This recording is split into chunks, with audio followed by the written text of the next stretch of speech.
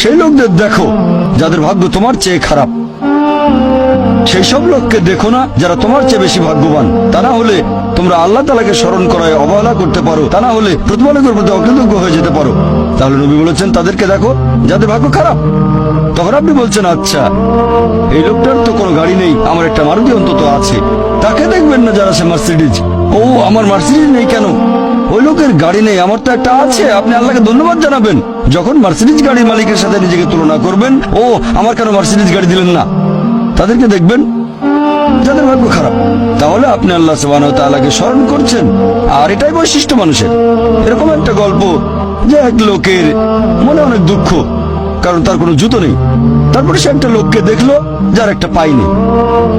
লোকটা অভিযোগ করতো আল্লাহর কাছে যে জুতো নেই, আল্লাহর কাছে অভিযোগ করতো আমার কোনো জুতো নেই।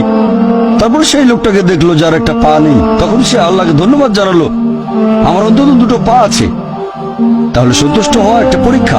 আমাদের নবী মুহাম্মদ সাল্লাল্লাহু আলাইহি ওয়াসাল্লাম বলেছেন, এটা আছে সহিহ বুখারীতে খণ্ড নম্বর 8, যে সত্যিকারের সম্পদ হচ্ছে সন্তুষ্ট হওয়া, ধন সম্পত্তি নয়। সত্যিকারের সম্পদ হলো সন্তুষ্ট হওয়া, পরিতুষ্ট হওয়া। আপনার যা কিছু আছে সেটার জন্য বলুন আলহামদুলিল্লাহ, সকল প্রশংসা আল্লাহর। তাহলে হবেন সত্যিকারের মুমিন, হবেন সত্যিকারের বিশ্বাসী, হবেন সত্যিকারের মুসলিম, সন্তুষ্ট।